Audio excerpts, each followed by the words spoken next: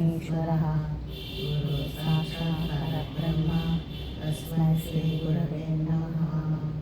జగద్గురువులైనటువంటి మాతా G సమేత శ్రీ శ్రీ శ్రీ శ్రీ తల్లి బాబాజీ గారికి నమస్కారములు చెల్లిస్తూ ఈరోజు దైవ ప్రసాదిక పఠనం నందు గడిచిన దినమునందు ప్రార్థన, ఉదయకాల ప్రార్థన, సాయంకాల ప్రార్థన వాటి వివరాలను మనం చదువుకొని ఉన్నాము. చేసే విధి విధానాలను నేర్చుకొని ఉన్నాము. 148వ పేజీలో ప్రార్థన చివరలో ఉన్నటువంటి వర్ణన అనే భాగాన్ని మనం విడిచిపెట్టి ఉదయకాల ప్రార్థనకి చర్చించుకోవటము, అర్థం చేసుకోవడం కోసం ఉదయకాల ప్రార్థనకి వెళ్ళిపోయాము. ఇప్పుడు ఆ వర్ణన అనే భాగము 149వ పేజీలో బాబాజీ రచించినటువంటి దయాప్రసాదిక నందు ఉన్నది. అది ఈరోజు మనం అందరము చదువుకుంటాము. స్వయం ప్రకాశమే శ్రేష్టమగు తేజో అంధకారము చేరహిత స్వరూపమును మరియు సర్వ చైతన్యము దేనిని ఆశ్రయించి ఉన్నదో అది ఏ స్వప్రకాశము. స్వయం ప్రకాశమే శ్రేష్టమగు తేజో అంధకారము చే రహిత స్వరూపము, అంధకారం లేకోకుండా ఉన్నటువంటిది అనే భావన. మరియు సర్వ చైతన్యము అంటే సర్వం మొత్తం ఉన్నటువంటి చైతన్య స్వరూపం దేన్నైతే ఆశ్రయించి ఉందో, దేని ఎందైతే ఉన్నదో ఆశ్రయించి అంటే ఉండడం, అది ఏ స్వప్రకాశము. అది ఏ స్వప్రకాశం అని బాబాజీ చెప్పి ఉన్నారు. ఆ స్వప్రకాశం ధ్యానము చే జీవులు ముక్త స్వరూపులు అవుతున్నారు. మనకి బాబాజీ చెప్పారు పరమాత్మ నామము స్వప్రకాశ నామము అని. ఆ స్వప్రకాశుని పూజించటం వలన కానీ, ధ్యానించటం వలన కానీ, జపించటం వల్ల కానీ సర్వజీవులు ముక్త స్వరూపం ముక్తి కలుగుతుందని ఇక్కడ బాబాజీ మనకు చెప్తున్నారు. పాపకర్మలను విడనాడి పరిశుద్ధ ఆత్మలగుదురు. వారికి ఉన్నటువంటి కర్మలన్నీ కూడా పోతాయి, వాళ్ళు శుద్ధ ఆత్మలు అవుతారని బాబాజీ చెప్తున్నారు. ఏ ఏకాత్మ స్వరూపుని సర్వకాల సర్వావస్థల యందు ధ్యానింపవలేను. అలాంటి ఏకాత్మ స్వరూపమైన ఆ స్వప్రకాశుని నిత్యము సర్వకాల సర్వావస్థలు ఏ అవస్థలోనైనా సరే, మనకు 3 ఉన్నాయి. ఆ అవస్థల్లోనూ సర్వకాలాల యందు, కాలాలు మనకు ఉన్నాయి, ఆ కాలం తెలుసు మీకు.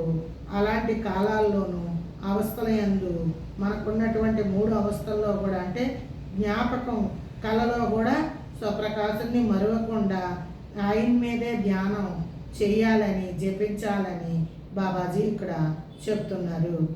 ఎవని యందు ఈ సర్వ జగత్తు వ్యాపకమై ఉన్నదో అది ఏ స్వప్రకాశమై, ఎవరి దగ్గరైతే ఈ సర్వ జగత్తు జడాజడ ప్రకృతి దేని యందైతే ఉన్నదో అదే స్వప్రకాశమైంది, అదే స్వప్రకాశుడు అని బాబాజీ చెప్తున్నారు. ఆయన యొక్క విశ్లేషణ ఈ విధంగా చేస్తున్నారు. అగోచరమైన ద్రవ్యమై, అగోచరము అంటే కంటికి కనబడినటువంటి పదార్థమై, ద్రవ్యము అంటే పదార్థము, బాహేంద్రియ గ్రాహ్యమై, అవాగ్మయ గోచరమైనది. దాని యొక్క మహిమ లోపల వెలుపల సర్వత్రా సంపూర్ణమై, చిద్రూపమై, చిదాకాశమై, శుద్ధ చైతన్యమై వ్యాపించి ఉన్నది. అట్లాంటి ఆ స్వప్రకాశ మహిమ లోపల బయట అంటే మన లోపల మన బయట, అలాగే ఈ సర్వ జగత్తు అంతా చిద్రూపమై, చిదాకాశమై, శుద్ధ చైతన్యమై వ్యాపించి ఉన్నది. స్వప్రకాశ స్వరూపము గురు కరుణ చేత గ్రాహ్యముగా బోధకమగును. మన గురువు గారు చెప్పడం వల్ల, మనకి విశదీకరణ చేయటం వల్ల మనకు అర్థమవుతుంది అనే మాట అర్థము. గురు కరుణచే గ్రాహ్య బోధకమగును. గ్రాహ్యము అంటే గ్రహిస్తాము, బోధకము అంటే అర్థమవుతుంది, అవకాశము కలదు. గురువు చేతే ఇటువంటి విషయాలన్నీ కూడా ఆయన బోధిస్తున్నప్పుడు మనకి గ్రహింపు కలుగుతుంది. కరుణామూర్తి యొక్క స్వప్రకాశము దేశకాల వస్తు పరిచ్ఛిన్న శూన్యమై అద్భుతమై క్రియాత్మక స్వరూపమై నాశరహితంపై చిద్రూపమై సర్వము ప్రకాశింపచేయును. చిద్రూపము అంటే మన కంటికి ఈ చర్మచక్షువులకి కనబడకుండా ఉంటుంది.